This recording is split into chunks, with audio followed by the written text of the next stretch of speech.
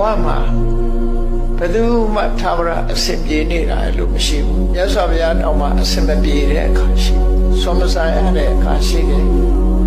မကောင်းတဲ့အစားအစာတွေနဲ့မြတ်တာနေရတဲ့အခါမျိုးရှိတယ်လူတို့ရဲ့ကြီးညိုလေးစားမှုကြိုးစုံမှုကိုခံရတဲ့အခါရှိသလိုကြုံတဲ့လူတွေရဲ့ဆဲရေးတိုင်းထွာမှုချင်းချောက်ခံရမှုဆိုတာတွေလည်းပဲကြုံရတာမြတ်စွာဘုရားကိုယ်တိုင်ကိုပဲအစင်မပြေမှုတွေဘဝမှာကြုံတွေ့ရအဲ့ဒီအစင်မပြေမှုတွေဟာဘဝကပေးတဲ့ဖန်တီးတဲ့ဒုက္ခတွေသာဖြစ်လို့ဘာနဲ့ဖြတ်ကျော်လို့ဆို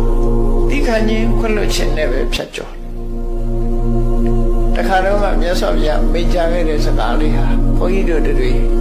မှတ်သားပြီးတော့လိုက်နာစရာကောင်းတာ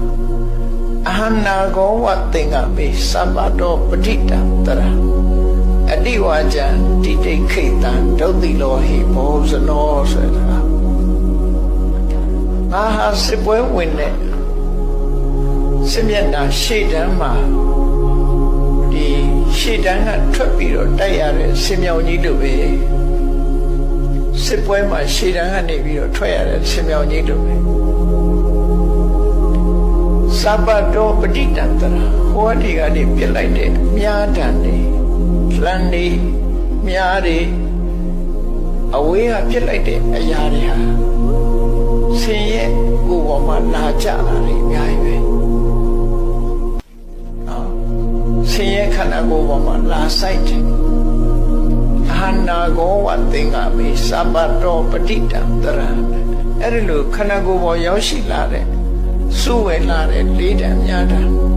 အဲ့ဒါတွေကိုသိခံတယ်အောင်ဤသိခံပြီးလောရမယ်အလုပ်ကိုဆက်လုပ်တယ်နောက်မဆုတ်ဘူးအတိဝါကျံတိတိခိတံလူတွေရဲ့စော်ကားမော်ကားပြောဆိုတဲ့စကားတွေကိုငါသိခံတယ်သိခံမယ်ဘာကြောင့်လို့ဆိုရင်ဒုတိလောဟိမဟုတ်စနောလောကလူအများစုကကိုချင်းတရားမကောင်းကြဘူးကိုချင်းတရားမကောင်းတဲ့လူတွေခြားတယ်မှာသိခံနေမှာတပါးတခြားလောက်ဆရာမရှိဘူးအော်ဤသိခံနေစစ်တိုက်နေတယ်ဆိုတာဟာမမွဲ့နဲ့ပေါက်ခံရတာမဟုတ်ဘူးလက်နဲ့ထုခံမှာဖြစ်တယ်အဲ့ဒီလိုရှေးခေတ်ကလေးများနဲ့ပြစ်တယ်